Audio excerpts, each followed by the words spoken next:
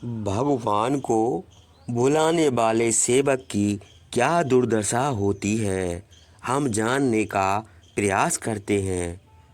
भक्तों, आज की इस वीडियो में जानेंगे कि जब भगवान प्रभु श्री राम बाली का वध करके सुग्रीव को किष्किंधा का राजा बना देते हैं और सुग्रीव राजा बनने के बाद राज्य और भोग विलास के कारण प्रभु श्री राम के कार्य को भुला देते हैं, तब प्रभु श्री राम को सुग्रीव पर क्रोध करके लक्ष्मण को भेजते हैं। तब लक्ष्मण भी बहुत क्रोधित होते हैं। तो आइए इस वीडियो में हम प्रभु श्री राम को भूलने वाले की क्या गति होती है तो जानते हैं इस छोटे से वीडियो में। वीडियो को अंत तक पूरा ज़रूर देखिए और हमारे धार्मिक चैनल जय करीला धाम को सब्सक्राइब कर दीजिए। तो चलिए हम वीडियो को आगे बढ़ाते हैं। एक दिन श्री रामचंद्र जी ने अपने भाई लक्ष्मण से कहा, लक्ष्मण, वर्षा ऋतु बीत गई, सभी जलाशयों के जल स्वच्छ हो गए, वन और पर्वतों पर पक्षियों के कलरव गूंजने लगे, परंतु वानरों के राजा सुग्रीव ने हमारा तिरस्कार कर दिया है। यद्यपि सीता का वियोग मेरे लिए असह्य है, फिर भी मैंने अपनी हृदयगत भावनाओं पर नियंत्रण किया हुआ है। सुग्रीव ने सीता की खोज के लिए जो वचन मुझे दिया था, संभवतः वह उसे भूल गया है। अब उसका स्वार्थ तो पूरा हो चुका है, इसलिए उस दुर्विनीत वानर को हमारी कोई चिंता नहीं है। श्री रामचंद्र जी की बात सुनकर लक्ष्मण को क्रोध आ गया। वे बोले, भ्राताश्री, आप मुझे आज्ञा दें, मैं किष्किंधा नगरी में जाकर उस दुष्ट बानर की खबर लेता हूँ और उसे बलपूर्वक पकड़कर आपके पास लाता हूँ। तभी पास बैठे हनुमान जी हाथ जोड़कर उठ खड़े हुए और बोले, प्रभु, महाराज सुग्रीव ने वास्तव में निंदनीय कार्य किया है, परंतु आप क्रोधित ना हो। मैं आज ही किष्किंधा नगरी जाकर महाराज सुग्रीव को उनका वचन याद दिलाता हूँ।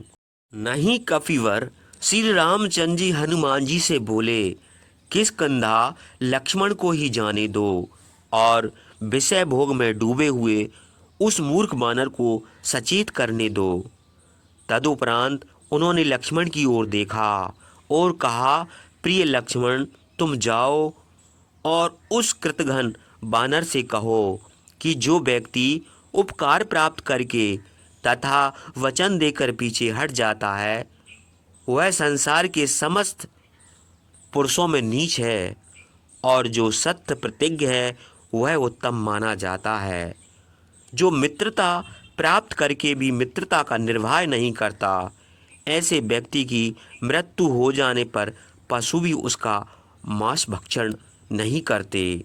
सुग्रीव ने मुझे वचन दिया था कि वर्षा ऋतु समाप्त हो जाने पर वह सीता की खोज प्रारंभ कर देगा, परंतु वह अपना वचन भूलकर भोग विलास में लग गया है। समय का उसे कुछ भी ध्यान नहीं है। हम लोग सीता के विरह में किस प्रकार अपना एक एक पल व्यतीत कर रहे हैं, इसके प्रति उसकी किंचित भी रुचि नहीं है। तुम उससे कहना कि राम कायर नहीं है। यदि वह अपने एक बाण से बाली को मार सकते हैं तो उसके पूरे वंश को भी समाप्त कर सकते हैं। शीघ्र जाओ, पहले ही बहुत विलंब हो चुका है। ऐसे अवसर पर तुम्हें जो भी उचित लगे उससे कहना। अब मैं और अधिक प्रतीक्षा नहीं कर सकता। जो आज्ञा भ्राता श्री लक्ष्मण श्री राम के सामने हाथ जोड़कर उनका नमन किया और तत्काल क्रोध में भरकर किष्किंधा की ओर चल पड़े। उसकी भाव भंगिमा और रुद्र रूप देखकर श्री रामचंद्र जी ने लक्ष्मण को रोका। तनक, रुको भाई। लक्ष्मण ने पलटकर श्री राम की ओर देखा। श्री राम ने उससे कहा, प्रिय लक्ष्मण, तुम जैसे श्रेष्ठ पुरुष के लिए मित्र का वध करना कदापि उचित नहीं होगा। तुम उसे प्रेम पूर्वक समझाना, कोई ऐसा कार्य ना करना जिससे हमारे सूर्य वंश की अपकीर्ति हो। तुम वहाँ अकेले नहीं, पवन पुत्र हनुमान को अपने साथ लेते जाओ। ये तुम्हारे और सुग्रीव के बीच मध्यस्थता की भूमिका निभाएंगे। जो आज्ञा भ्राता श्री लक्ष्मण ने कहा, मैं आपकी आज्ञा का अक्षरशः सह पालन करूँगा।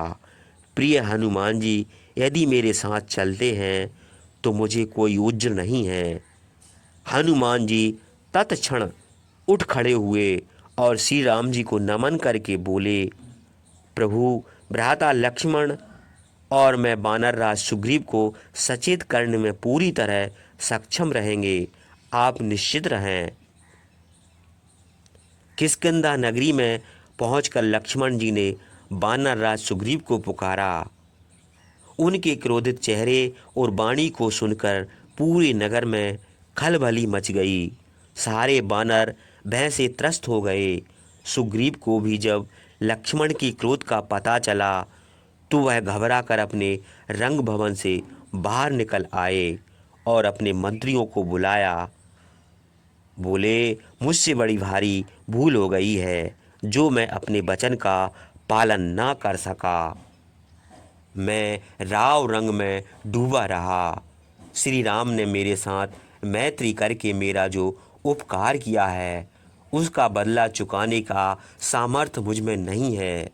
मेरी समझ में नहीं आ रहा मैं क्या करूं। इस पर उसके मंत्रियों ने उसे परामर्श दिया। महाराज, पवन पुत्र हनुमान जी भी वीर शिरोमणि लक्ष्मण जी के साथ आए हैं। वे श्री राम के विशेष प्रिय हैं।